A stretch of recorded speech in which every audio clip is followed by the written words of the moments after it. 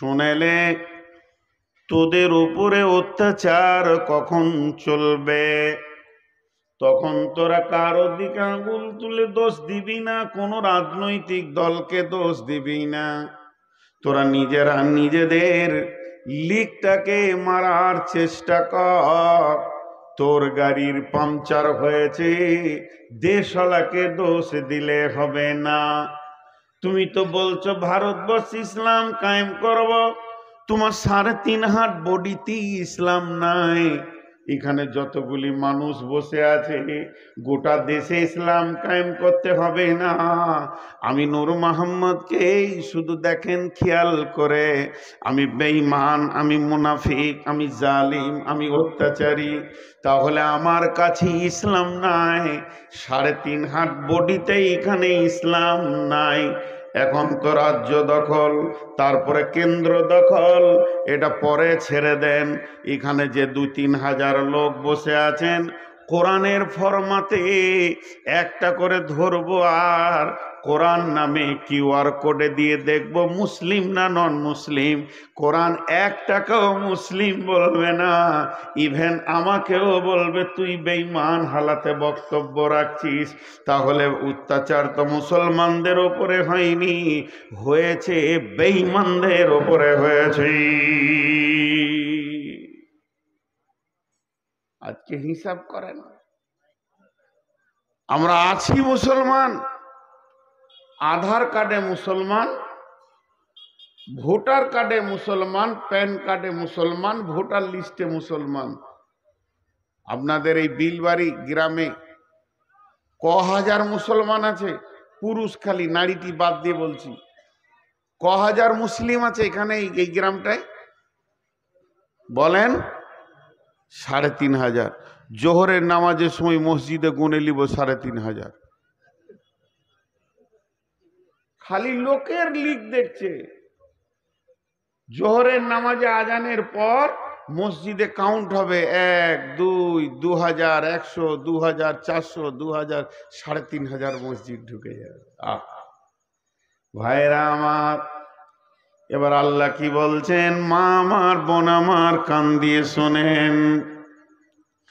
قل إن كان آباؤكم وأبناؤكم وإخوانكم وأزواجكم وعشيرتكم وأموال اقترفتموها وتجارة تخشون كسادها ومساكن ترضونها।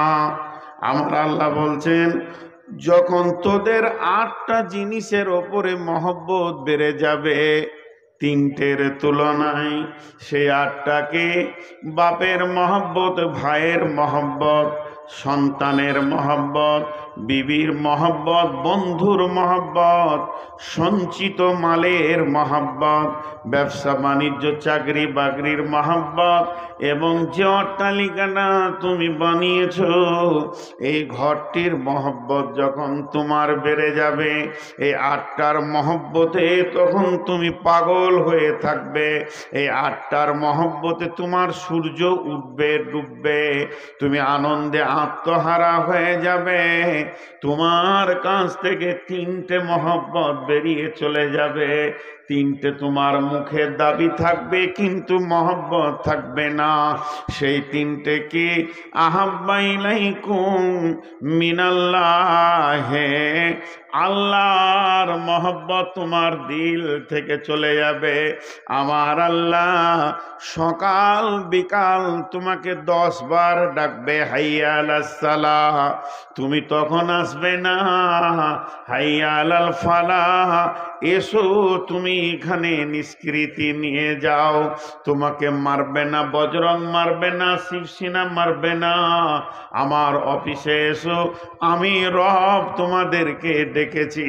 তখন তুমি চায়ের দোকানে থাকবে, তাসের আড্ডাতে থাকবে, তখন তুমি জুয়ার আড্ডাতে থাকবে। আল্লাহর ডাকে সাড়া দেবে না, আল্লাহ তোমার উপরে নারাজ হয়ে যাবে। ও রাসূলিহি, আমার রসুলের উপরে তোমাদের নাফরত কত হবে। মুসলমান তোমার গালে দাঁড়িয়ে থাকবে না। বাম হাতে পানি পান করবে, ডান হাতে দাঁড়িয়ে পেশাব করবে, পেশাব করে তুমি পানি নেবে না। মুসলমান, তোমার কাছ থেকে রসুলও বিদায় নিয়ে নেবে। আর ওয়াজিহাদিন ফি সাবিলিহি, আল্লাহর রাস্তায় বেরিয়ে আল্লাহর দ্বীনকে প্রতিষ্ঠিত করার চিন্তা তোমার থাকবে না। বিশ্ব নবী বলে গেছেন, তুআল্লিমা লিগাইরি দ্বীন, এমন একটা দিন আসবে মুসলমানরা যেদিন মার খাবে, সেদিন কোরআনের মতো নিয়ামতের শিক্ষাটাকে তুচ্ছ করে দিয়ে ভিকিরির জায়গায় রেখে দেবে। আর ইংরেজি বাংলার বড় বড় মিশনগুলোর পেছনে বাপরা দৌড়বে সন্তানকে দেওয়ার জন্যে। আমার কোরআন ভিখারির মতো মসজিদে পড়ে থাকবে। ওই দিন তোমাদের পিঠের চামড়াগুলো কাঁচা তুলবে শিবসিনাতে বজরঙ্গে, আর তোমরা অঝর নয়নে কানবে। আমি আল্লাহ দর্শকের ভূমিকা পালন করব, এতটুকু আমার কাছ থেকে তোমরা হেল্প পাবে না। তার কারণ হচ্ছে তোমার সঙ্গে আমার তালাক ঘটে গেছে। তুমি আমি তুমি কোনো দায়িত্ব নাই। আমি যে মেয়েটাকে বিয়ে করেছি, ওই মেয়েটা হলো আমার বিবি, তাকে আমি ভালোবাসি, তার সঙ্গে আমার প্রেম আলাপ আছে, তার আমি কসমেটিক্স দিই, কাপড় দিই, তার খাওয়ার চিন্তা করি। মেয়েটা অসুস্থ হলে আমাকে বড় কষ্ট লাগে, নানান চিন্তায় তাকে আমি নিয়ে আছি। যেদিন মেয়েটি লোক ডেকে খোলা তালাক নেবে, এর সঙ্গে আমি আর সংসার করব না, এর সাথে আমার কোনো সম্পর্ক থাকবে না। ওই দিন মেয়েটার সাথে আমার তালাক ঘটে গেল সামাজিকভাবে। সমাজ জেনে নিল মেয়েটির সঙ্গে আমার চিরতরের তালাক হয়ে গেছে। ওই মেয়েটি সামনে ঈদে অপেক্ষা করছে, আমার জন্য নতুন কাপড় আসবে, আমি তাকে কাপড় কিনে দিব। এই চিন্তাটাই হলো তার ভুল। বিশ্ব নবী বলছেন, মাজরে মান তারাকা সলাতা মাকতুবাতান মুতাআম্মিদান ফাকাদ বারিয়াত মান মিনহু জিম্মাতুল্লাহি লা তাতরুকান্না সলাতা মাকতুবাতান মুতাআম্মিদান ফাইন্না মান তারাকা সলাতা মাকতুবাতান মুতাআম্মিদান ফাকাদ বারিয়াত মিনহু জিম্মাতুল্লাহি। আল্লাহর নবী বলছেন, হে মাজ, আমার উম্মতদেরকে বলে দাও, কেউ যদি, হে মাজ, তুমি জীবনে জ্ঞানবশত স্বেচ্ছায় এক ওয়াক্ত নামাজ কামাই করবে না, এক ওয়াক্ত নামাজ ছেড়ে দেবে না। হে মাজ, শুনে নাও, আমার যে উম্মত এক ওয়াক্ত নামাজ জ্ঞানবশত স্বেচ্ছায় ছেড়ে দেয়, আল্লাহর সঙ্গে তার সম্পর্ক কেটে যায়। ফাকাদ বারিয়াত মিনহু, আল্লাহ তার থেকে আর কোনো সম্পর্ক রাখে না, তাকে মারছে না কাটছে, এ ব্যাপারে আল্লাহর কোনো জিম্মা নাই। ফাকাদ বারিয়াত মিনহু জিম্মাতুল্লাহ, আল্লাহ তার জিম্মা থেকে বাড়ি পেয়ে যায়। বলেন, আমাকে একজন হাজী সাহেব প্রশ্ন করেছিলেন, নাম বললে জিজ্ঞেস করে বুঝতে পেরে যাবেন। বিখ্যাত হাজী পশ্চিমবঙ্গে এমন কোন নাই যার নাম জানে না মানুষ। আমি কোনো কাজে গেছিলাম ওনার অফিসে, তো উনি আমাকে দেখেই চিনে ফেলেছেন যে আপনি নূর মোহাম্মদ, আমি আপনাকে ইউটিউবে দেখেছি, আমার আপনার বাড়িও আমি কয়েকবার এসেছি। আমি বলিনি যে আমি নূর মোহাম্মদ, এসেছি চলে গেছি, কাজ ছিল না, আজকে কাজে এসেছি। তিনি আমাকে প্রশ্ন রাখলেন যে ভাই, এই যে পরিস্থিতি মুসলমানদেরকে ধরছে আর কাটছে, তা আল্লাহ এখন কি করছে? জি ভাই, আজকে ভারতবর্ষের সৈন্য সংখ্যা কত? 30 লাখ। আজকে বাংলাদেশের সৈন্য সংখ্যা কত? 5 লাখ। আজকে পাকিস্তানের সৈন্য সংখ্যা কত? আর কিছু? আজকে চীনের সৈন্য সংখ্যা কত? 40 লাখ। একটা সৈন্য সংখ্যা আছে, সৈন্যটাকে বলে শক্তি, দেশের শক্তি। দেখবেন বর্ডারে লেখা আছে বর্ডার সিকিউরিটি বল, ক্ষমতা বল, হিন্দিতে লেখা থাকে। তো এগুলো হলো দেশের শক্তি। আচ্ছা, সারা পৃথিবীর সমস্ত সৈন্যের শক্তির থেকে আমার আল্লাহর শক্তি কম? আপনাদের ধারণা কি? আল্লাহু আকবার। আল্লাহকে কিছু করতে হয়? আল্লাহ সবই করেন, কিন্তু কিছু করতে হয় না, হুকুম করলেই হয়ে যাবে। হুকুম করলেই হয়ে যাবে। আল্লাহ এখনই হুকুম করবে, রাত্রি 11:30টায়, সকালে উঠে দেখবেন গোটা দেশ মুসলিম হয়ে গেছে। আল্লাহর কাছে যথেষ্ট, আল্লাহর হুকুমটাই যথেষ্ট। তারপরও আল্লাহ সৈন্য সংখ্যা সম্পর্কে কি বলছেন? শবে মেরাজের রাত্রিতে বিশ্ব নবী সফর করলেন। প্রথমে বাইতুল্লাহতে 2 রাকাত নামাজ পড়লেন, এরপরে বাইতুল মামুরে 2 রাকাত নামাজ, বাইতুল্লাহ 2 রাকাত নামাজ পড়ে তারপরে বিশ্ব নবীকে বর্রাকে জিব্রাইল নিয়ে চলে গেলেন ফিলিস্তিনে, যেটা মসজিদে আকসা, যেটাকে নিয়ে ঝামেলা চলছে। ওই জায়গায় গিয়ে উনি 2 রাকাত নামাজ পড়লেন। নামাজ পড়ার পর ওখান থেকে ঘোড়া ঊর্ধ্ব গগনে যেতে শুরু করলো। বর্রাক যখন ঊর্ধ্ব গগনে যেতে শুরু করেছে, যেতে যেতে একটা মসজিদ পেয়েছে এই জমিনে। সেই মসজিদটার নাম হলো বাইতুল মামুর, এটা আসমানের ভিতরে আছে। এই মসজিদে বিশ্বনবী গেলেন এবং ওখানে গিয়ে সমস্ত নবীকে দেখতে পেলেন। বিশ্ব নবীকে ইমামুল আম্বিয়া কেন বলা হয়? তিনি সমস্ত নবীর কেন ইমাম? আদম আলাইহিস সালাম ও নবী মুহাম্মদ সাল্লাল্লাহু আলাইহি সাল্লামের পেছনে নামাজ পড়েছেন, ওখানে সমস্ত নবী রয়েছে। জিবরাইল আমিন বিশ্ব নবীকে বর্রাক থেকে নামিয়ে হাতটা ধরে টেনে নিয়ে গিয়ে মুসল্লায় দাঁড় করিয়ে দিলেন। বিশ্ব নবী 2 রাকাত নামাজ পড়লেন, সালাম ফিরলেন। সমস্ত নবীরা নবীজির পেছনে সালাত আদায় করলেন। এরপরে তিনি চলে গেলেন 7 তবক আসমানকে ভেদ করে সিদরাতুল মুনতাহা। আল্লাহর সঙ্গে মোলাকাত হলো, সরাসরি দেখা হয়নি। আম্মা জান আয়েশা প্রশ্ন করেছিলেন, ইয়া রাসূলুল্লাহ, আপনি কি আল্লাহকে দেখেছেন? বিশ্বনবী উত্তরে বলেছেন, আমি দেখিনি, তবে নূরে তাজাল্লি আমি দেখেছি। এরপরে তিনাকে সমস্ত ট্রেনিং করিয়ে, কেউ বলে 14 বছরের সফর ছিল, কেউ বলে 28 বছরের সফর ছিল। এই সফরটা সেরে বিশ্ব নবী যখন এসে মসজিদে নববীতে বর্ণনা দিচ্ছেন, তখনই বলেছেন বাইতুল মামুরের ক্যাপাসিটি কত, আপনাদের মসজিদটা ক্যাপাসিটি কত। এখনই অঙ্ক করেলেন, প্রত্যেকটা মুসল্লাতে একটা মানুষকে 8 ফুট না জায়গা লাগে নামাজ পড়তে। এটা কয় ফুট হতে দেখলেন? তাহলে বিশ্ব নবী গো ওই মসজিদটা ক্যাপাসিটি কতটা? নবীজি বলেছেন, শুনে লাও, ক্যাপাসিটি শুনে লাও, সেই সাথে ফেরেশতা সংখ্যাও শুনে লাও। একসঙ্গে আল্লাহর 70,000 ফেরেশতা সেখানে নামাজ পড়ে। একসঙ্গে আল্লাহর 70,000 ফেরেশতা সেখানে নামাজ পড়ে।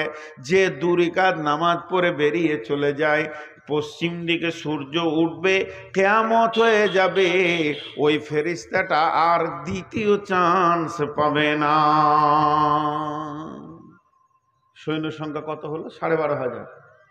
মাথা নাড়িয়েছে, বলছে হ্যাঁ। তাহলে কেমন শুনছে, খালি ধ্যান নেন।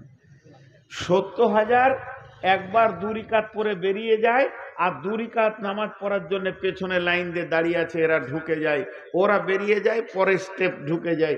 এইভাবে চলতেই আছে কিয়ামত পর্যন্ত। 2 রাকাত নামাজ যে পড়েছে দ্বিতীয় চান্স পাবে না। এতগুলি ফেরেশতা আছে। তাহলে একটা ফেরেশতার ক্ষমতা কতটা? 1 চর দিলে মনে হয় হালকা লাগবে, জি না। আল্লাহ 2টো মাস্তানের নাম আপনাদের সামনে বলছি, বেশি বলবো না।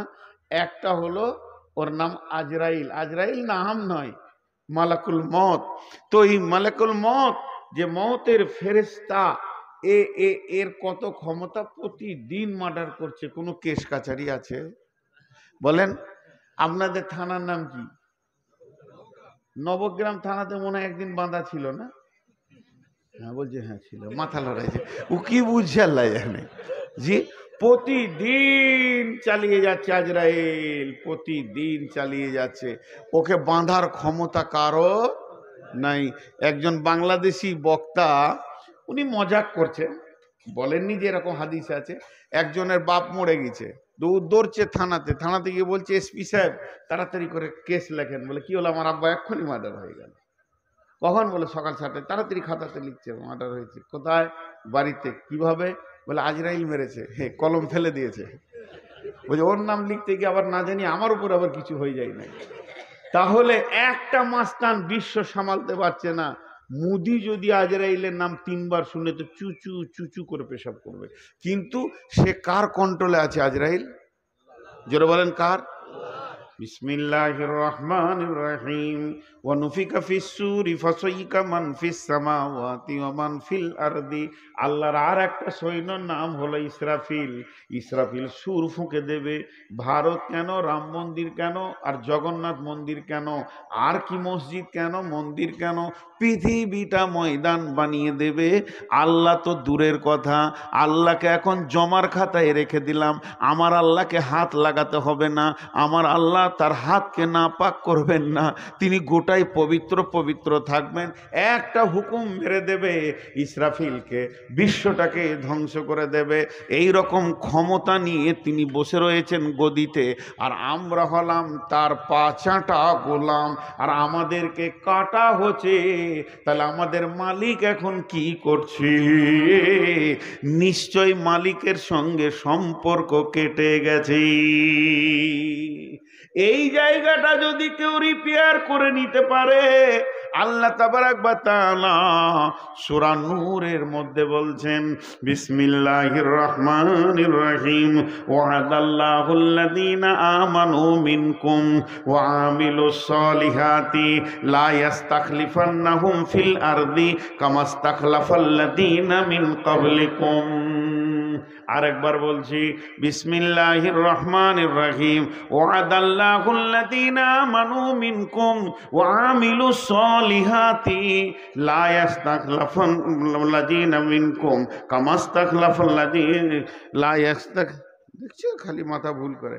ওয়াদাল্লাহুল্লাযীনা আমানু মিনকুম ওয়া আমিলুস সলিহাতি। আল্লাহ তাবারাক ওয়া তাআলা বলছেন আমি তোদের সঙ্গে ওয়াদা করছি। আচ্ছা আর একটা মাঝে কথা বলেলেন, আমি আরেকটা ততক্ষণ বের করে নিই মাঝে। আচ্ছা আমার ওয়াদা, আমি যে ওয়াদা করেছি আজকে জালসায় আসবো, যদি আল্লাহ তৌফিক না দিত আসতে পারতাম? ধরেন বাড়ি থেকে বের হয়ে 5 গ্রামে গাড়িটা 3 পাল্টি, তাহলে হসপিটাল যেতাম। তাহলে আমার আসার কোনো ক্ষমতা নাই। আমি যেখানে এসেছি আমি আসিনি, আমার আল্লাহ আমাকে তৌফিক দিয়েছে বলে পৌঁছাইতে পেরেছি, ঠিক না? তো যখন আমি ওয়াদা করব তখন কি বলবো? ইনশাআল্লাহ আপনাদের জালসায় আমি আসছি। যখন ইনশাআল্লাহ বলবো তো আমার আল্লাহ আমাকে তৌফিক দেবেন। তা এই তৌফিকটা পেলে তবে আমি আসতে পারবো। কিন্তু আল্লাহকে কোনো তৌফিক লাগবে? আল্লাহ যদি কোনো ওয়াদা করে তৌফিক লাগবে? এতগুলো লোক, পেছনের লোক একটু আগে চিল্লাইছিলেন তো। আমি সলিড কোরআন হাদিস দিয়ে আজকে মলম দিয়ে যাচ্ছি, ঘা ভালো হয়ে যাবে। কিন্তু মেয়েরা শুনছে না, ওরা মুড়ি ভাজতেই আছে। জি আপনারা শুনেন, মানে আমি তো আবার নারী বিশেষজ্ঞ, আমি বুঝি যে ওরা শুনবে না। ওরা এসেছে বহু দিনের পুরাতন গল্প গুজব উজাড় করছে। আচ্ছা ওরা ওদের কাজ করুক, আপনারা আমার সঙ্গে কথা বলেন। আল্লাহ কোনোদিন ওয়াদা খিলাফ করেন না। এবার আমি বলছি সূরা নূরে চলে যাবেন, 55 নম্বর আয়াতটা খুলবেন। আল্লাহ কি বলছেন? ওয়াদাল্লাহুল্লাযীনা আমানু মিনকুম ওয়া আমিলুস সলিহাতি লা ইস্তাখলিফান্নাহুম ফিল আরদি কামা ইস্তাখলাফাল্লাযীনা মিন ক্বাবলিকুম। আল্লাহ তাবারাক ওয়া তাআলা বলছেন আমি ওয়াদা করছি রে সারা বিশ্বের মুসলমান, আমার ওয়াদাটা শুনেলে তোরা ঈমান আন। ঈমান আনার পর আমার ভালো আমলের ভিতরে তোরা ঢুকে যা। যখন তোরা আমাকে রাজি করে নিবি আর আমি যখন রাজি হয়ে যাব, সারা বিশ্বটাকে তোদের হাতে তুলে দিব, তোরা শাসন করবি, তোদের অধীনস্থে বাকি জাতিগুলো শাসিত হবে। কেমন করে শাসন করবি আর কেমন করে শাসিত হবে একবার ভেবে দেখ। ইতিহাসের দিকে পেছন দিকে হাঁটতে হাঁটতে চলে যা, সাহাবীরা কিভাবে শাসন করেছে। ১.৫ লক্ষ বেঈমান, একটা নয়, দুটা নয়, তিনটা নয়। বাদশা হেরাক্লেস কাজ ছিল খালি কাউকে আমার থেকে বড় হতে দিব না, ওই দেশটা আমার থেকে বড়, চলো হামলা করো, ওকে আমার পায়ের তলে ফেলো। এই দেশটা আমার থেকে বড়, চলো হামলা করো। কারণ ও সৈন্য বেশি ছিল। বর্তমানে আমেরিকা লাল বাঁদররা যে কাজটা চালিয়ে যাচ্ছে, ওইটাই ছিল বাদশা হেরাক্লের কাজ। তখন রোম, পারস্য আর আপনার কুয়েত যেগুলো বিভাজন হয়ে গেছে, ইরাক, ইরান একসঙ্গে ছিল। ১.৫ লক্ষ সৈন্য। কোনো একজন ব্যক্তি বলল, ও বাদশা হিরাক্লিস, তুমি বহু জায়গায়। কি হলো? ছেলে পেলে ভাগ্য ভালো না, আমি অন্য কিছু বলেছি, আমি খারাপ মনে করিনি যে কারো বিপদ হয়ে গেল নাকি। আর্তনাদ ছিল, এটা হাসি ঠাট্টা ছিল না। ও বাদশা হিরাক্লিস, তুমি তো বেশ কটা দেশ জয় করেছো, একটা নতুন শক্তি বের হয়েছে মদিনাতে, খবর পেয়েছো কি? ওই শক্তির নেতার নাম হলো নবী মুহাম্মদ সাল্লাল্লাহু আলাইহি সাল্লাম। কোনো ঝগড়া নাই, ঝামেলা নাই, ওর মাথায় চলে গেছে মোহাম্মদ নামে কে এসেছে রে মদিনাতে, খোঁজ নিয়ে দেখ। দেখছে হ্যাঁ, যে যায় সে মুসলমান হয় আর অনুগত্য স্বীকার করে। তখন বাদশা হিরাক্লিস বলছে, এবার মদিনাটাকে জয় করো। সুরসুরি উঠে গেল। জি ভাই, এতদিন তুমি যা করেছো করেছো, এবার 11 লাখ তারে হাত দিতে যেছো বাপ। মোহাম্মদকে চিনো কি, সে কে? এবার বলে ওটাকে জয় করো। বিশ্ব নবী খবর পেয়ে গেল যে আমাদেরকে বিজয়ী করবে, আমাদের ওপরে তারা বিজয়ী হবে, আমাদেরকে পরাজিত করবে। রোম সোমবার রেডি হয়ে গেছে। আল্লাহ কোরআনে সূরা রোম দিয়ে দিয়েছেন। বিশ্ব নবী সৈন্যদেরকে বললেন, ও আল্লাহর গোলামের দল, ও আল্লাহর গোলামের দল, আলী রে, ওসমান রে, রে আবু বকর, কে আছো? উমার, এ খালিদ বিন ওলীদ, এবার তোমরা রেডি হও। কতজন সৈন্য বিশ্ব নবী নিলেন সঙ্গে মোতার প্রান্তে যাওয়ার জন্যে? 30,000 সৈন্য। 30,000 সৈন্য। কতগুলো বললাম? বেঈমানরা কত আছে? 1.5 লাখ। 30,000 সৈন্য নিয়ে মদিনা থেকে সফর শুরু করে দিলেন। আর মদিনা থেকে যখন সফর শুরু হলো, রাস্তাটা কয় কিলোমিটার ছিল? জি বলেন, কে বলতে পারবে? রাস্তাটা কয় কিলোমিটার ছিল? তখন তো কিলোমিটার ছিল না, এখন কিলোমিটারে এসে গেছে। 1900 কিলোমিটার রাস্তা, পাহাড়ি রাস্তা। শুধু তাই নয়, পাহাড়, পর্বত, মরুভূমিকে পার করে তাদেরকে যেতে হবে। এই রকম পাহাড়ি রাস্তা, 1900 কিলোমিটারের রাস্তা তারা রেডি হয়ে গেল। এবার মুনাফিকরা ভিতরে ঢুকে গেল। মুনাফিকরা বলছে, যাস না, প্রচন্ড গরম, এত গরমে গিয়ে তোরা কি মরবি, এই মোহাম্মদের পেছনে যাস না। বিভিন্ন রকম বুঝাতে লাগলো। ভাইয়া, সূরা তওবার মধ্যে আল্লাহ আয়াত দিয়ে দিলেন, হে নবী তুমি বলে দাও, এই যে 54 ডিগ্রি সেলসিয়াসের গরম, বালি তো পুড়ে গেছে, পায়ের চামড়া উঠে যাবে, তোমাকে পাহাড়ে উঠতে হবে, নামতে হবে, চড়াই উতরাইকে তুমি ভয় করে যাবে না। কিন্তু শুনে নাও, এর থেকে জাহান্নামের আগুন আরো গরম। সাহাবীরা বের হয়ে গেলেন। কয়জন? 30,000। কয়জন বের হলেন বলেন? আর ওই দিকে আছে কয়জন? 1.5 লাখ। তাহলে 1.5 লাখ বেশি না 30,000 বেশি? 1.5 বেশি না 30 বেশি? 1.5 কম, 30 বেশি। আরে 1.5 কম, দেখেন না, একের পরই তো 1.5। 1.5 লাখ সৈন্য নিয়ে ময়দানে যখন হাজির বিশ্ব নবী, একবার আল্লাহর মুজাহিদদের দিকে এরকম করে নজর ফিরিয়ে দেখলেন, সৈন্য যেন সব রেডি হয়ে আছে।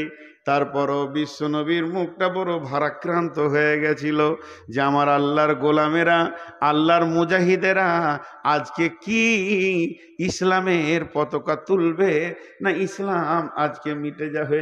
এই কথা বললেন, মনে মনে ভাবছেন, আল্লাহর কাছে হাত দুটি তুলে দিয়ে বললেন, রব্বানা, হে আমাদের রব, অনসুরনা, তুমি আমাদেরকে সাহায্য করো, আলাল কওমিল কাফিরিন। চেহারাটা একটু ছাপ করেছে, চিন্তা চিন্তা ছাপ। হযরত উমর কি বলছেন, ইয়া রাসূলুল্লাহ, ইয়া হাবিবাল্লাহ, আপনি কি কোনো টেনশন করছেন নাকি? হযরত উমরকে বিশ্বনবী বলে ফেলেন, উমর রে, আজকে তোমার কি মনে হয়? হযরত উমর বলেন, ইয়া রাসূলুল্লাহ, বিজয়ী তুলব ইনশাআল্লাহ, ইসলামের পতাকা রোমের মাটিতে গেড়ে দিয়ে চলে যাব, রোম আজকে আমাদের হাতে আসবে। হযরত উমরের কথাটা শুনে বিশ্বনবী বললেন, উমর রে, ছাগলের সঙ্গে বাঘের যুদ্ধ হচ্ছে, 30টা তোমরা দাঁড়িয়ে আছো 30,000, ওরা দাঁড়িয়ে আছে 1.5 লক্ষ। বিশ্বনবীকে তখন আনন্দ দেওয়ার জন্য উমর বলছেন, ইয়া রাসূলুল্লাহ, 30,000 সৈন্যকে আপনি রেস্ট করতে বলেন, ওদেরকে তাঁবুতে, আমাকে একাই ছেড়ে দেন, 1.5 লাখে ঘর পাঠিয়ে দিছি। নবীজি বললেন, উমর রে, এত সাহস তুমি কিলে কেমন করে পেলে? হযরত উমর উত্তর দিলেন, ইয়া রাসূলুল্লাহ, আপনি বলেছেন যার দিলে আল্লাহ আছে তার দিলটা হলো জীবিত, আর যার দিলে আল্লাহ নাই সে হলো মুর্দা। আমি উমর একাই জীবিত, 1.5 লক্ষ মুর্দা দাঁড়িয়ে আছে আমাদের সামনে। একটা বাঘের মতো হুঙ্কার মারব, ময়দান ছেড়ে দিয়ে, এক বাঘ 1.5 লক্ষ ভেড়ার জন্য যথেষ্ট, ময়দান ছেড়ে দিয়ে চলে যাবে। যখন তুমুল যুদ্ধ মহড়া শুরু হয়ে গেল, বন্ধুরে, আল্লাহ কোরআনে দিলেন গলিবাতির রোম, 30,000 সৈন্য বিশাল রোম সাম্রাজ্যকে দখল করলেন। শুধু দখল করেনি, তাদের সিংহাসন পর্যন্ত পৌঁছে গেলেন। শুধু পৌঁছায়নি, সেখানে যে আপনার কিনা সোনার তাজ ছিল, সোনার শিকল ছিল, স্বর্ণ যত ছিল সবকে টেনে হিঁচড়ে বের করে নিয়ে এসে মসজিদে নববীর গোডাউনে ছুঁড়ে ফেলে দিলে বাইতুল মালে জমা করে দিয়েছে। এর নাম হলো আমরা সেই সে জাতি, আমরা সেই সে জাতি। কিন্তু আজকে আমরা কি, আজকে আমরা, জি ভাই শুনেন, আজকে আমাদের অবস্থাটা কোন জায়গায় পৌঁছে গেছে? খোদায় পাইয়া, আল্লাহ রে পাইয়া, বিশ্ব বিজয়ী একদিন ছিল যারা, আল্লাহকে হারিয়ে ভীত পরাজিত আজ দুনিয়ায় তারা। আল্লাহর সঙ্গে যুক্ত সদাই ছিল যাহাদের মন, দুঃখে রোগে শোকে অটল ছিল যাহারা সর্বক্ষণ। এসে শয়তান ভোগ বিলাসের, ভাষাটা শোনেন কবি নজরুলের, এসে শয়তান ভোগ বিলাসের কারিয়ানিয়াছে ইমান তাদের, আল্লাহকে হারায় মুসলিম আজ হয়েছে সর্বহারা। আজকে আমরা শেষ হয়ে গেছি।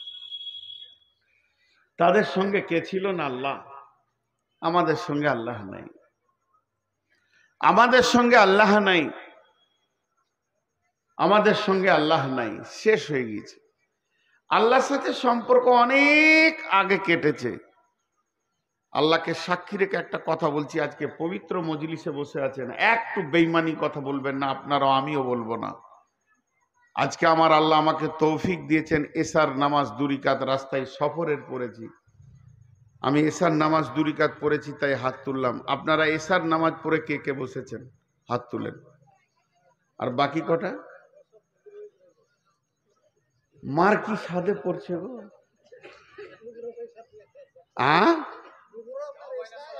যাই করেছেন এশার নামাজ পড়েছেন কিনা, আর বাকি যেগুলো হাত উঠলো না, আহা, এরা বজরঙ্গের থেকেও খারাপ,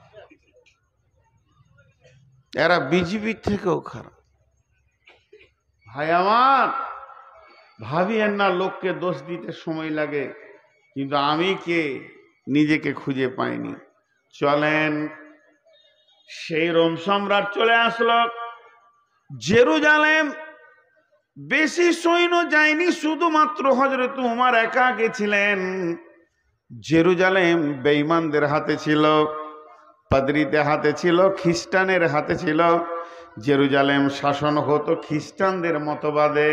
কিন্তু হযরত উমর যখন তৌহিদের দাওয়াত নিয়ে পৌঁছিয়ে দিলেন, তৌহিদের দাওয়াত নিয়ে তোমরা জেরুজালেম পৌঁছিয়ে যাও, তখন তারা জেরুজালেমের যারা সৈন্য ছিল, মুসলিম সৈন্যদেরকে তারা কেল্লায় আবদ্ধ করে দিল এবং বলল যে তোমার যতদিন না আসবে তোমাদের ছাড়া হবে না। পত্র দ্বারা হযরত উমরকে চিঠি লেখা হলো, উমর তুমি একবার জেরুজালেমের মাটিতে পা দাও, তুমি জেরুজালেমে আসলে তোমার সঙ্গে বসে আমি একটা আলোচনা করে নিব, কারণ তুমি হচ্ছ বিশাল সাম্রাজ্য,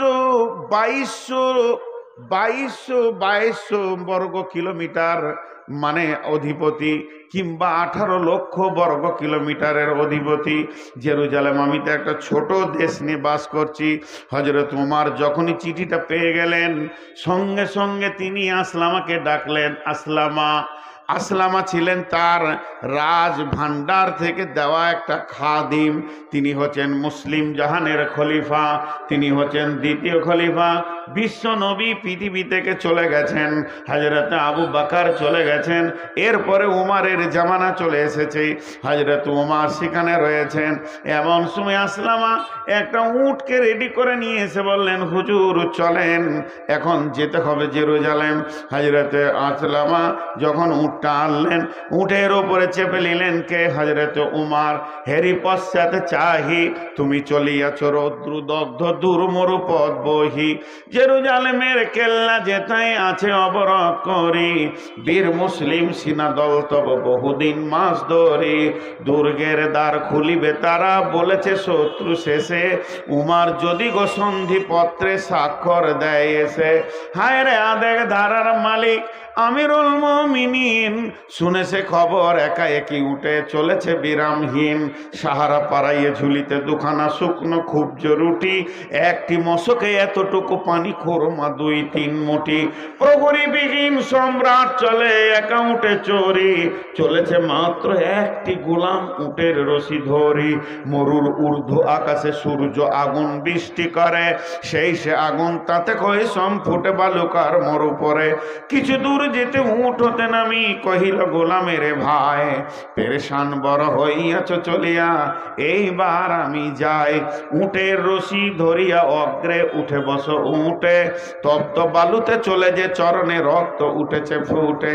গোলাম 2 হাত ধরে চুমি কাঁদিয়া কহিল, উমর এখন এই আদেশ করেন কেমনে আপনি? গোলাম রহিবে উটের পিঠে আরাম করিয়া বসি, আর হেঁটে যাবে খলিফা উমর ধরিয়া উটের রশি। খলিফা হাসিয়া বলে, তুমি জিতে গিয়ে বড় হতে চাও ভাই রে, এমনই চলে রোজ কিয়ামতে আল্লাহ যেদিন বলিবে উমর রে, করিনি খলিফা মুসলিম জাহানের তরে সুখ তরে তোরে। কি জবাব দিব, কি করিয়া মুখ দেখাবো রসুলের ভাই, আমি তোমাদের প্রতিনিধি মাত্র, মোর অধিকার নাই। আরামে সুখের মানুষ হইয়া মানুষের নিতে সেবা, ইসলাম বলে সকলে সমান, কে বড় ক্ষুদ্র কে বা। উমর চড়িল গোলাম চড়িল উটের পিঠে, উমর ধরিল রশি, মানুষের স্বর্গে তুলিয়া ধরিয়া ধুলাই নামিল শশী। এই অবস্থায় যখন যাচ্ছে, খলিফা উটের রশি ধরে আছে, গোলাম উটের ওপরে চেপে আছে। এখন জেরুজালেমের কোম্পানি মেজর জেনে নিয়েছে, চলো চলো চলো বর্ডারে যায়, বিশ্ব একটা বিরাট বড় দেশের মালিক আমাদের দেশে আসছে, তাকে সুস্বাগত স্বাগতম দিব, স্যালুট জানাবো। কোম্পানি মেজর সৈন্য নিয়ে গিয়ে বর্ডারে অপেক্ষা করছে, দেখছে বহুত দূরে একটা উট, তার সামনে কোনো আর প্রহরী নাই, কোনো সিকিউরিটি নাই, কোনো গার্ড নাই, কোনো বন্দুকওয়ালা কিছুই নাই। তিনি একাই আসছেন। 18 লক্ষ 22 লক্ষ বর্গ মাইলের যিনি শাসনকর্তা, শুধুমাত্র একটা উট, আর উটের লাগাম ধরে একজন হাঁটছে। আস্তে আস্তে যখন কাছে পৌঁছালো, জর্ডান নদী পার হবে, বর্ডার পার হবে, কোম্পানি একটা জোরে স্যালুট মারলো। মেজর স্যালুট মারার পর বলছেন, আদব নেবেন জাহাপনা, আমাদের দেশে আসার জন্য আমরা অনেক আনন্দিত হয়েছি, আপনাকে সুস্বাগতম দিচ্ছি আমাদের দেশে। এমন সময় অঝর নয়নে কাঁদতে শুরু করেছে আসলামা। উটের পিঠে কাঁদছে আর বলছে, আমাকে কেউ স্যালুট দিয়েন না, আমি তো উমার নয়, আপনাদের চিনতে ভুল হয়ে গেছে, আমি হলাম উমারের খাদিম, উমারের গোলাম। যিনি উমার তিনি উটের লাগাম ধরে হাঁটছি, ওনার হুকুম তাই আমি উটের ওপরে বসে আছি, ওনার হুকুম না হলে আমি নেমে যেতাম। অতএব যিনি লাগাম ধরে হাঁটছেন ইনি হলেন 18 লক্ষ বর্গ মাইলের বাদশা। কোম্পানি মেজর অবাক, হাই আল্লাহ, আমরা এতদিন রাজা দেখেছি, বাদশা দেখেছি, মন্ত্রী দেখেছি, পূর্ণাঙ্গ মানুষ এখনো দেখিনি। হযরত ওমরকে বলছে, তুমি কত দামি মানুষ, এত দামি মানুষ কোনোদিন দেখিনি। তারপরে গেল গির্জা ঘরে, বিশাল গির্জা, খ্রিস্টানদের গির্জা ঘরে তাকে স্বাগতম জানানো হলো। উমার গির্জা ঘরে উঠলেন, পোপের সঙ্গে কথা বলছেন। গির্জার যে মেন পোপ, সেই হচ্ছে দেশের শাসক। কথা বলতে বলতে হঠাৎ উমার পোপকে বলছেন, ছোট হয়ে আদবের সঙ্গে বলছেন, হযরত ভাই আমার, একটু আমাকে ছেড়ে দেন, আমি 2 রাকাত নামাজ পড়ে আসি। গির্জার পোপ তখন অবাক, এত বড় মানুষ, এত বড় দাপটওয়ালা মানুষ আমার কাছে ছুটি চাইছে, কেমন কথা, তার দিলটা গলে গেল। তখন তিনি বললেন, আমাদের এই আঙ্গিনায় গির্জায় পড়িলে নামাজ হবে নাকি কবুল আল্লাহর দরবারে, একবার আপনি এখানে নামাজটা পড়ে নেন। তখন হযরত উমর উদাহরণ বুঝালেন, ভাইয়া শুনেলেন, আমার সৈন্য বড়, দেশ বড়, ক্ষমতা বেশি, আমি যদি গির্জাতে 2 রাকাত নামাজ কোনো কোণে পড়ে নি, আমার সৈন্যরা ভেবে নেবে হযরত উমর ইশারা করছে গির্জাটাকে ভেঙে দিয়ে মসজিদ করে নাও। এটা তো আমার আল্লাহ হুকুম দেয়নি, এটা আমার নবীর বিধান নয়। করো মসজিদ, গির্জারে ভেঙে মসজিদে মুসলমান, এ কোনো দিন হতে পারবে না। আমাকে ফাঁকা জায়গায়, একটু ফাঁকা খোলা মাঠে 2 রাকাত নামাজ পড়ার সুযোগ দেন। যখনই এই কথা বলা, তখন সারা জেরুজালেমের যিনি শাসনকর্তা পোপ, এইভাবে উমরের হাতটা ধরে বললেন, আশহাদু আল্লা ইলাহা ইল্লাল্লাহ ওয়া আশহাদু আন্না মুহাম্মাদান আবদুহু ওয়া রাসূলুহু। রাগ করিয়েন না, পশ্চিমবঙ্গে আমার যথেষ্ট বদনাম আছে, আমি কমেন্টগুলো দেখি না তা নয়, দেখি। পরিস্থিতি আমাকে বেকন্ট্রোল করে রেখেছে। হয়তো 25 সালের শেষ দিকে, মানে আমার আর 10 দিন জালসা আছে, 10 দিন মনে হয় 11 দিন হবে, 11-12 দিন, যাক 1 মার্চ আমার শেষ জালসা। এবছরকার মতো গুটিয়ে গেল। এপ্রিলে 10-20টা যায় আছে, এবছরকার মতো গুটিয়ে গেল। আগামী সিজনে হয়তো বেঁচে থাকবো কি দেখতে পাবেন, ফিলটা আল্লাহ জানে না, আল্লাহ জানেন, আমি জানি না। আল্লাহ জানেন আমি এই ফিলটা থাকবো কিনা। একটা কথা বলে যাচ্ছি,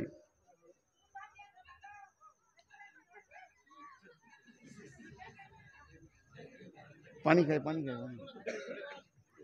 হ্যাঁ, আমি তা বলছি না। মেয়েগুলো এত চিল্লাইছে, আমাকে ভয় লাগছে যে বোম এনেছে নাকি, ছুড়ে দিতে পারে। তো তো আমি আপনাদের সামনে একটা কথা বলে যাচ্ছি, খুব ঠান্ডা মাথায় আপনারা কথাটা শুনবেন। ভুল হলে আপনাদের পায়ের জুতোগুলো আমার মাথাতে ছুড়বেন, আমি ফুল বলে কুলিয়ে নেব। আমি আলিমদেরকে আগে বলছি, এই জাতির প্রথম শ্রেণী হচ্ছে আলিম। এখন মসজিদে ইমাম ভাতা চলছে কি চলছে না? জায়েজ না জায়েজ বলবো না, আমার ক্ষমতা নাই, ফতোয়া দিতে পারবো না, চলছে। তো একটা এলাকায় থানাতে মনে হয় একটা করে ইমামকে লিডার বা নেতা করা হয়েছে। কথা বলেন, হয়েছে কি হয়নি? এখন কোন ইমাম যদি মসজিদ চেঞ্জ করছে তো নামটাও চেঞ্জ করতে হচ্ছে, এই সমস্যায় রয়েছে।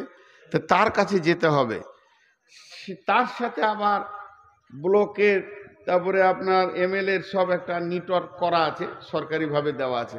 আচ্ছা, ও ঘোষ খেছে কি খেছে না?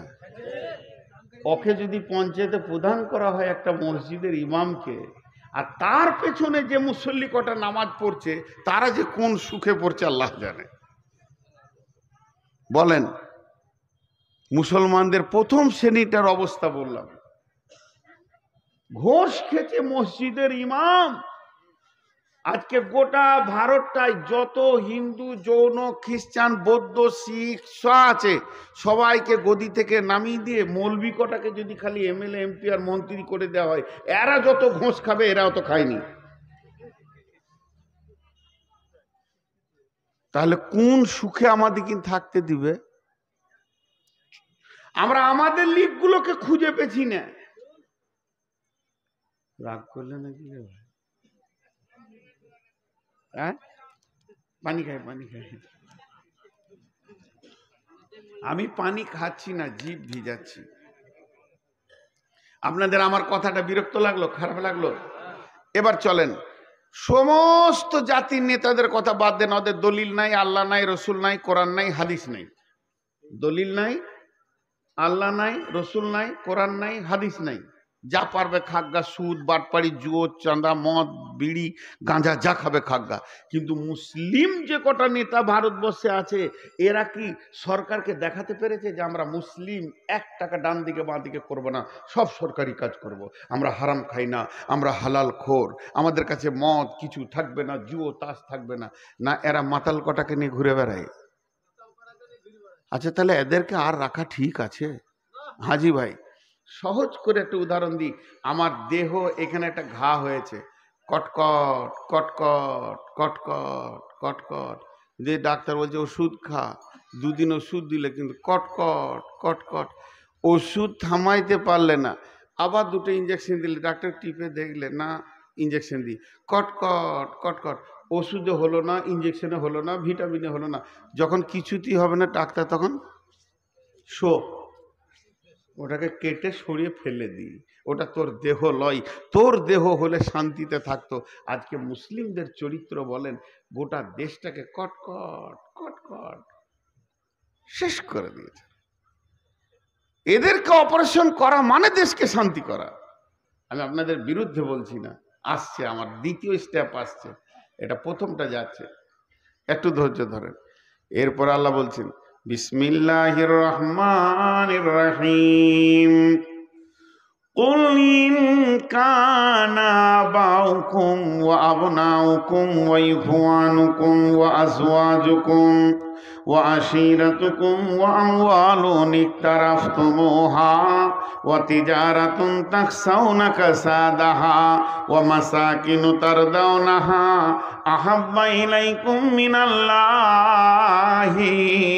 ওয়া রাসূলিহি ওয়া জিহাদিন ফি সাবিলিহি ফাতারাব্বাসু হাত্তা ইয়াতিয়াল্লাহু বিআমরিহি ওয়াল্লাহু লা ইয়াহদিল কওমাল ফাসিকিন। আল্লাহ এরকম ফাসিকদেরকে কোনোদিন হেদায়েত দেন না। এবার আল্লাহ শেফার ওষুধ দিচ্ছেন, ওরে আমার গোলাম রে, আয়, তোরা যদি বাঁচতে চাস তোদেরকে আমি ঠিকানা দিচ্ছি, বিসমিল্লাহির রহমানির রহিম, ফালিয়াবুদু রাব্ব হাযাল বাইত। ওই ঘরটা যে রয়েছে, এই যে সিমেন্ট দেয়া ঘাড়া 2টা পিলার, এই যে দরজা, ওই ঘরের মালিকের নাম বলেন। এই ঘরটা আব্দুল জব্বারের, এই ঘরটা জমিরুলের, এটা সফিরুলের, এটা শফিকের, এটা মফিকের, এতগুলো ঘরের মালিকের নাম আছে। মসজিদটার মালিককে কে? এই মালিকের নাম হচ্ছে আল্লাহ। আল্লাহ তাবারাক ওয়া তাআলা বলছে তোরা বাঁচবি, তোদের পিঠের চামড়া কেউ নিতে পারবে না। একটা কাজ কর, ফালিয়াবুদু রাব্ব হাযাল বাইত, এই ঘরের মাবুদের পায়ের কাছে তোরা উবুর হয়ে পড়ে যা আর ডুকরে ডুকরে কাঁদ।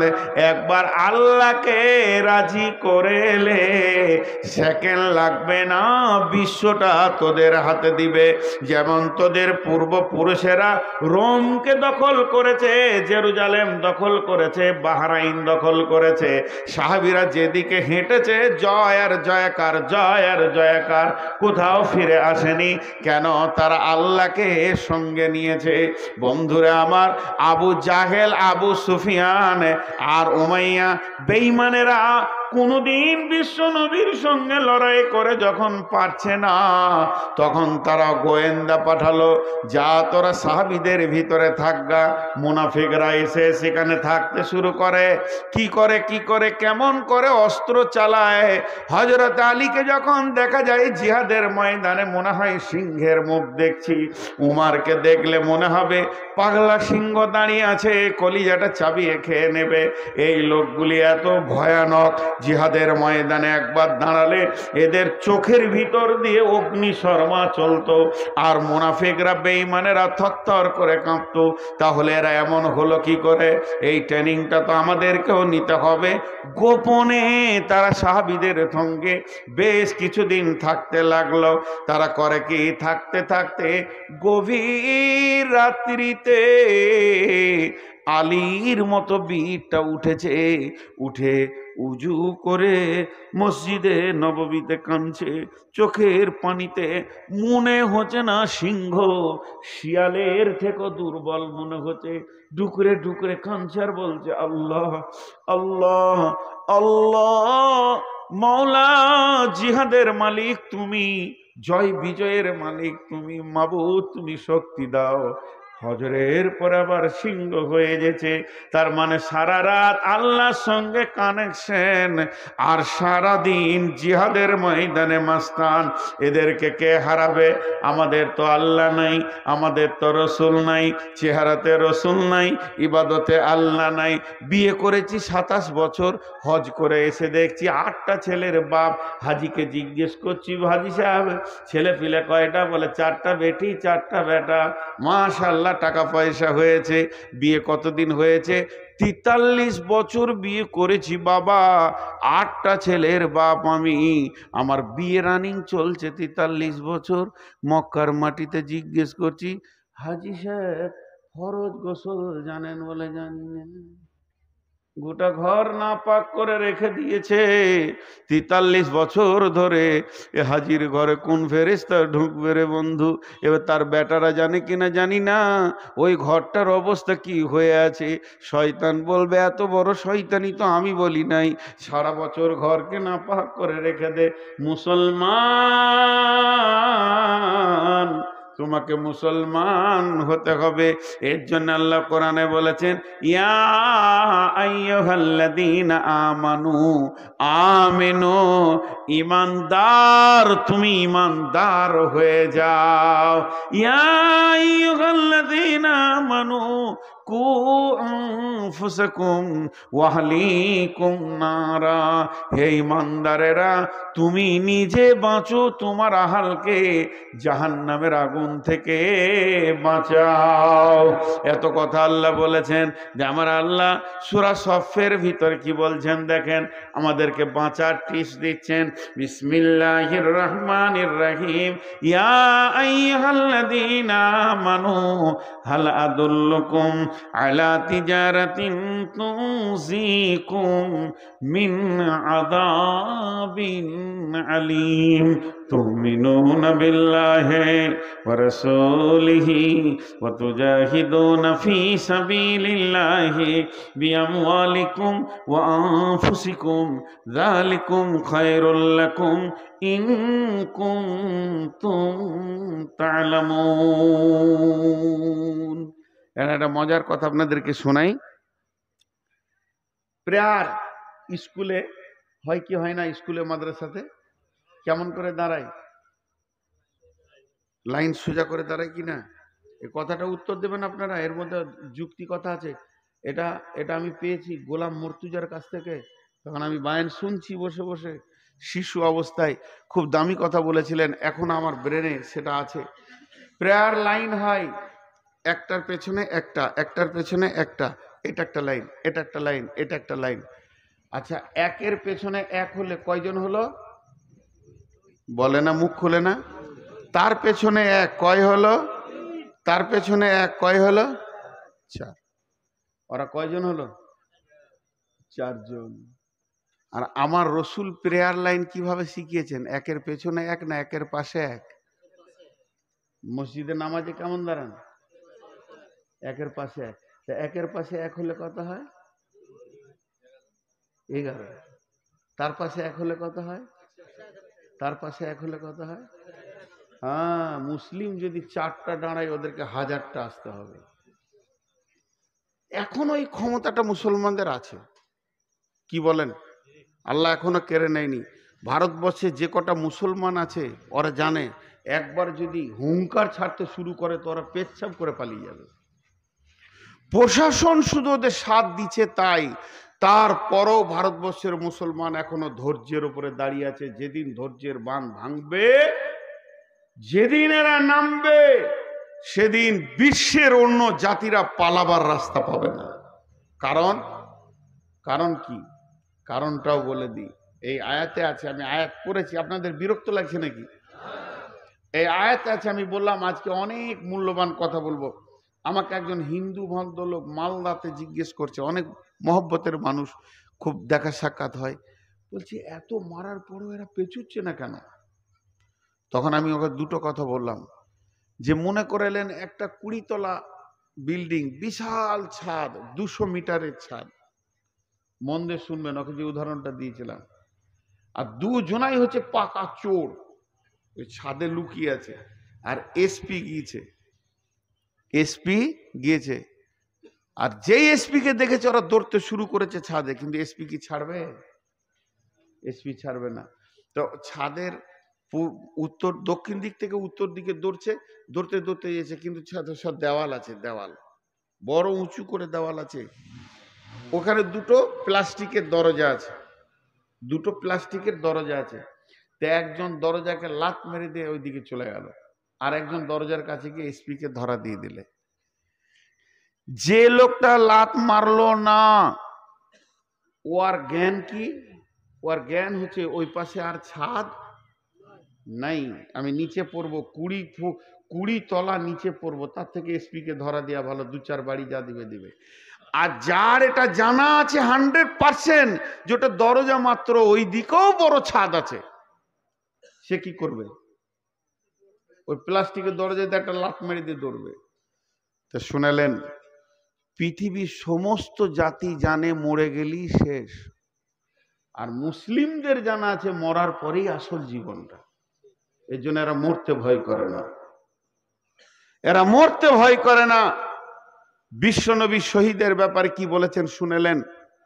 যখন চারিদিকে মার কাট চলছে, তখন তো আমরা রাতেই দৌড়ে বেড়াই। 3টে কথা শুনেলেন। বিশ্বনবী বলছেন যখন কোনো মানুষকে শহীদ করা হয়, সারা পৃথিবী দেখছে ওকে মারছে কাটছে, কিন্তু তার যাতনাটা বিশ্বনবী বলেছেন পিপুলিকা কাটার থেকে বেশি নয়। তার যে জানটা যায়, পিপুলিকা কাটলে যতটা ব্যথা হয় অতটা ব্যথাই তার জানটা চলে যায়। আল্লাহর নবী বলেছেন এটাই সত্য। 2 নম্বর কথা নবীজি বলেছেন, যখন কোন শহীদের রক্ত মাটিতে টাচ করে, আমাকে কতল করেছে, কেটেছে, আমার রক্তটা যখনই মাটিতে টাচ করবে, সঙ্গে সঙ্গে আমার সাগিরা কাবিরা সমস্ত গুনাহ মাফ হয়ে যাবে। শুধু একটা গুনাহ মাফ হবে না, ঋণ ইল্লা দাইন। বললেন ঋণের গোনা মাফ হবে না, আমি যার কাছে পাবো, যে আমার কাছে পাবে, এটা কাউকে পুরা করতে হবে। এর জন্যে বিশ্বনবী জানাজায় গেলে প্রথম ঋণের কথা জিজ্ঞেস করে নিতেন।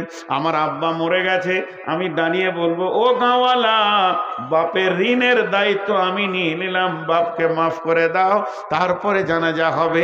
ঋণ এমন একটা জিনিস, তাহলে শহীদ হওয়াটা কত বড় জিনিস। 1 নম্বর, রক্তটা মাটি টাচ করবে, চুরি, ডাকাতি, বেঈমানি, সুদ, জুয়া, তাস, লুডো, গেনা, ব্যভিচার, লুচ্চামি, বেপরদা, সমস্ত গুনাহ মাফ, তাকে আল্লাহ মাফ করে দেবেন। এরপরে শহীদের মত হবে আসানে, হাসতে হাসতে জান্নাতে যাবে। তাহলে নামাজ কখন থেকে শুরু হয়েছে? নামাজ 5 ওয়াক্তে শুরু হয়েছে, মানে রসুলের মেরাজের রাত্রির পর থেকে নামাজ 5 ওয়াক্তে শুরু হয়েছে। রসুলের মেরাজের রাত্রি থেকে 5 ওয়াক্তে নামাজটা শুরু হয়েছে, রসুলের মেরাজের রাত্রি থেকে। এই নামাজটা চলবে কতদিন? চলবে চলবে চলবে চলবে, চলতে থাকবে কতদিন? একদম যেদিন পশ্চিমে সূর্য উঠবে সেই দিনে আজান আর নামাজ বন্ধ হবে। তাহলে কি জিহাদ বন্ধ হয়ে গেছে? জি না, জিহাদ চলছে। জিহাদ শুরু হয়েছে কখন? ইসলামের প্রথম জিহাদ শুরু হয়েছে বদরকে দিয়ে। এই জিহাদটা চলবে কতদিন? খণ্ড খণ্ড ভাবে সারা পৃথিবীর বুকে জিহাদ চলবে বন্ধুরে। জিহাদ তো বন্ধ নাই, এখনো চলছে।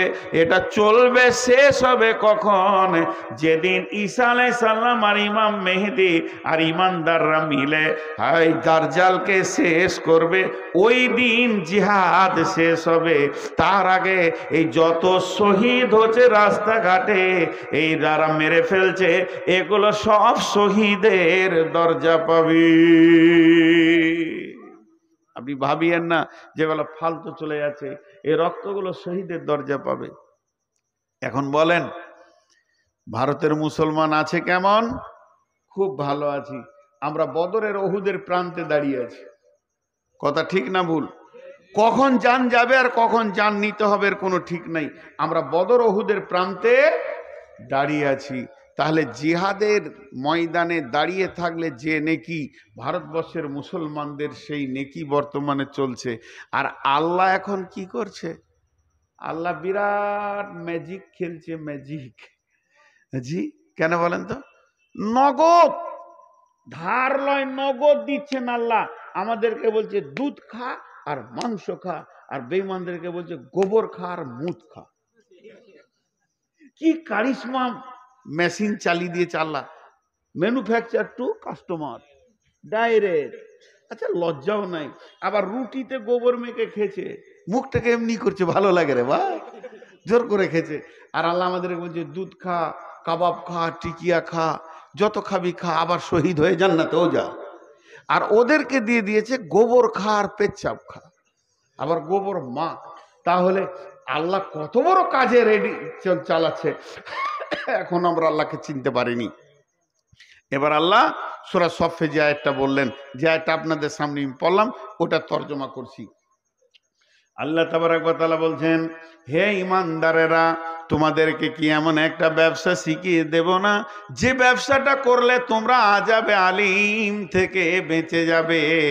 আযাবে আলিম ফিদ দুনিয়া, আযাবে আলিম বিল আখিরা। দুনিয়ার আযাব, আখিরাতের আযাব থেকে নিজেকে মুক্তি করে নেবে, বাঁচিয়ে নেবে, এমন একটা ব্যবসা তোমাদেরকে কি শিখাবো না? আল্লাহ বলছে, তাহলে শুনে লাও ওই ব্যবসাটা কি। প্রথম নম্বর হলো তুমিনুনা বিল্লাহি, দ্বিতীয় নম্বর হলো ওয়া রাসূলিহি, তোমরা আল্লাহর উপরে ঈমান আনো।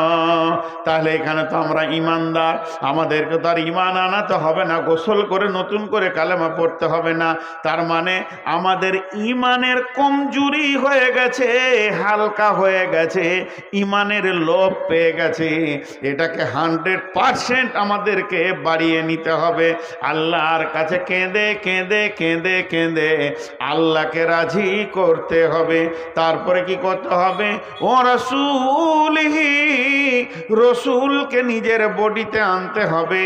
খাওয়াতে, উঠাতে, বসাতে, পেশাবে, পায়খানায়, শাওয়াতে, বিছানাতে, স্বামী স্ত্রী মিলনে, গোসলে, ছেলে মানুষ করা থেকে নিয়ে হায়াত থেকে মত পর্যন্ত রসুলের সুন্নতকে কবুল করে নিতে হবে। যখন আমার সঙ্গে আল্লাহ থাকবে, যখন আমার চেহারাতে রসুল থাকবে, এরপরে আমার আল্লাহ হুকুম দিচ্ছেন ওয়াতুজাহিদুনা ফি সাবিলিল্লাহ। এবার তুমি আল্লাহর রাস্তায় বের হয়ে চলে যাও। বিআমওয়ালিকুম ওয়া আনফুসিকুম, নিজের জান এবং নিজের মাল নিয়ে। যালিকুম খায়রুল লাকুম ইন কুনতুম তা'লামুন। আগে আমাদেরকে আল্লাহর হতে হবে। জি, আমাদের বোলপুরে ওই দেখবেন, আমাদের বোলপুরে কেন বলবো, আপনাদের উমরপুরেও দেখেছি। একদিন রাত্রিবেলায় অনেক রাতে জালসা করে জঙ্গিপুর থেকে এলাম, তো চায়ের দোকানে গিয়ে চা খাবো। তো আমার গাড়ি দাঁড়িয়ে আছে, এমন সময় একটা গাড়ি এসে লাগলো, খুব দামি গাড়ি, ওসব গাড়ির নাম জানি না, দেখে মনে হচ্ছে খুব দামি গাড়ি, কালো কালারের। তো ওরাও নামলো, ছেলে মেয়ে যা ছিল চা খাবে। তো দেখছি একটা কুকুর বসে রয়েছে গাড়ির ভিতরে, জীবিত কুকুর। তো আমি মনে মনে ভাবছি, হায় রে কুকুর, তোরই কপাল, এত দামি গাড়ি চাপছিস, তোরই কপাল। তো এটা হলো ওদের পোষা কুকুর। অনেকে কুকুর পোষে, কুকুর পোষার ব্যাপারে অনেক প্রসেস আছে, কোরআন হাদিসে তার হিসাব আলাদা আছে, সেদিকে আমি বলছি না। তো এই কুকুরটা ওখানে আছে, ঠিক ওই রকম একটা কুকুর, ওই কুকুরকে এই বোলপুরে নামিয়েছে, মিষ্টি দিয়েছে প্লেটে, মিষ্টি খাচ্ছে কুকুরে। তো মিষ্টির দোকানে ছোট ছোট বাচ্চা থাকে, তো তেমনি করছে কুকুরটাকে আর কি। ছোট্ট মধ্যে একটা কাঁকড়, পাথর বলা যাবে না, কাঁকড়, এমনি করে কুকুরটাকে মেরেছে, এমনি করে। তো কুকুরের মালিক বলছে, এই মারবো থাপ্পড়, তো টন টন করে ঘুরবি তুই। তার মানে কি? কুকুরের মালিক, বলেন, কুকুরের মালিক আছে। ওই কুকুরটার কি আছে? মালিক আছে। আর রাস্তার ধারে দেখবেন কিছু কুকুর ঘুরে বেড়াচ্ছে, সকালবেলায় সারা রাত ছায়ে শুয়েছিল, আহা হা, একটা কম্বলও মিলে নেই। সকালে উঠে কোনো রকম চায়ের দোকানে গিয়েছে, কাঠে করে পটাশ করে ঠুকে দিল, জিকির করতে করতে চলে গেল পুরীর দোকানে। ওখানে আবার এমনি করে শিকে করে খুঁচি দিয়েছে, গরম শিক ছিল, চলে গেল আরেক জায়গায়। ওখান থেকে লাত খেয়েছে, এখানে গেল। এই লাত খেতে খেতে খেতে খেতে হঠাৎ একদিন দেখবেন কুকুরটা রোডের ওপরে ছিতড়ে পড়ে আছে, নাড়ি ভুড়ি বেরিয়ে। লাশ তোলারও কেউ নেই, কাঁদারও কেউ নেই। কেন? কুকুরের মালিক, যেটা বলেন কুকুরের মালিক। আর ওটাতে একটা কাঁকড় মেরেছে, কুকুরের মালিক। আরে আপনারা কথা বলেন না কেন? এতগুলো লোক একবার যদি মুখ খুলেন তো কত ভালো লাগে। ওটা মালিক ছিল, এটা মালিক। আমাদের যতদিন মালিক থাকবে কারো গায়ে হাত দেওয়ার ক্ষমতা নাই। মালিক অ্যাকশন নেবে। কি ভেবেছিস তুই? আমাদের মালিকের নাম কি? চারজনা না সবারই? আমাদের মালিকের নাম কি? রাজি আছে তো? বিনা ঈশা পড়ে বসে আছি, আবার ফজর পড়বে না, রাজি আছে তো? কঠিন ব্যাপার। তা আমাদেরকে হতে হবে ঠিক ওই রকম, যার মালিক থাকবে। তাই আল্লাহ কোরআনের আয়াতে প্রথম শব্দটা কি বললেন? হে ইমানদারেরা, তোমাদেরকে কি এমন একটা ব্যবসা শিখিয়ে দেব না, যে ব্যবসাটা করলে তুমি আযাবে আলিম থেকে বেঁচে যাবে? সেই ব্যবসাটা হচ্ছে প্রথম আল্লাহকে করে নাও নিজের। বাস, যখনই আল্লাহ তোমার, আল্লাহকে নিজে কেমন করে করবেন? আল্লাহ তুমি আমার হয়ে যাও, আল্লাহ তুমি আমার হয়ে যাও, আমি তোমার হয়ে যাই, এই করে হবে না। আল্লাহ তাবারাক ওয়া তাআলা তার জন্য একটা আয়াত দিয়েছেন, বিসমিল্লাহির রহমানির রহিম। কুল ইন কুনতুম তুহিব্বুনাল্লাহ ফাত্তাবিউনি ইউহিব্বুকুমুল্লাহ। আল্লাহ তাবারাক ওয়া তাআলা তার নবীকে বলছেন, নবী হে, তুমি বলে দাও, ইন কুনতুম তুহিব্বুনাল্লাহ, যদি তোমরা আল্লাহকে ভালোবাসতে চাও, আল্লাহকে আপন বানাতে চাও, তাহলে হে নবী তুমি বলে দাও, ফাত্তাবিউনি, তোমরা আমার ইত্তেবা করো, আমাকে অনুসরণ করো, আমি নবী মুহাম্মদ সাল্লাল্লাহু আলাইহি সাল্লামকে অনুসরণ করো। ইউহিব্বুকুমুল্লাহ, আল্লাহকে তোমাকে ভালোবাসতে হবে না, আল্লাহ তোমাকে ভালোবেসে নেবে। আমার রব কেমন, তুমি ভালোবাসা দিয়ে আল্লাহর হৃদয়কে কিনতে পারবে না। তবে শুনে নাও, যদি তুমি নবী মুহাম্মদকে আপন বানিয়ে নিতে পারো, তো আল্লাহ তোমাকে ভালোবেসে নিতে হবে। তাহলে আমার মাথার চুল থেকে পা পর্যন্ত নবী মুহাম্মদের মতো হতে হবে। আমার চুল, আমার মোচ, আমার দাড়ি, আমার জামা, আমার কাপড়, আমার পোশাক, আমার চলাফেরা, ওঠা বসা, লেনদেন যেন হুবহু নবী মুহাম্মদকে আপন বানিয়ে নি। যদি এটা আপন বানিয়ে নিতে পারি, তো আমার রব বলছেন, আমার রব বলছেন, ফাত্তাবিউনি ইউহিব্বুকুমুল্লাহ, আল্লাহ তোমাকে ভালোবেসে নেবে।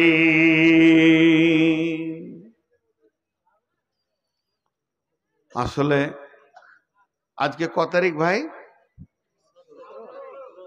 আজ আমার জলসা কিষানগঞ্জে, কিন্তু এখানে আছে এই জন্য লোক উঠে যায়। লোক ভাবছে যে তোরও হুঁশ নাই। জি আচ্ছা, আমি আর বেশিক্ষণ আপনাদের কাছে থাকি না, 2-5 মিনিট আপনারা একটু বসেন, কারণ এটা তো মাদ্রাসার জলসা, আর মাদ্রাসাটা সামনে রাখতে হবে।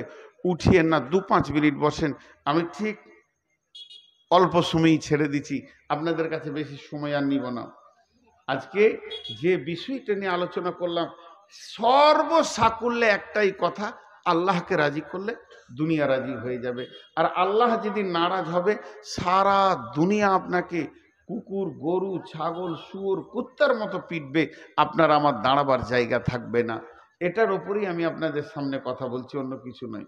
আল্লাহ তাবারাক ওয়া তাআলা বলছেন, লাইসাল বিররা আন তুওয়াল্লু ওয়ুজুহাকুম কিবালাল মাশরিকি ওয়াল মাগরিবি ওয়ালাকিন্নাল বিররা মান আমানা বিল্লাহি ওয়াল ইয়াউমিল আখিরি ওয়াল মালাইকাতি ওয়াল কিতাবি ওয়ান নাবিয়্যিন ওয়া আতাল মালা আলা হুব্বিহি যাবিল কুরবা ওয়াল ইয়াতামা ওয়াল মাসাকিনা ওয়া ইবনাস সাবিলি والسائلين وفي الركاب وأقام الصلاة وآتى الزكاة والموفون بعهدهم إذا عاهدوا والصابرين في البأساء والضراء وحين البأس أولئك الذين صدقوا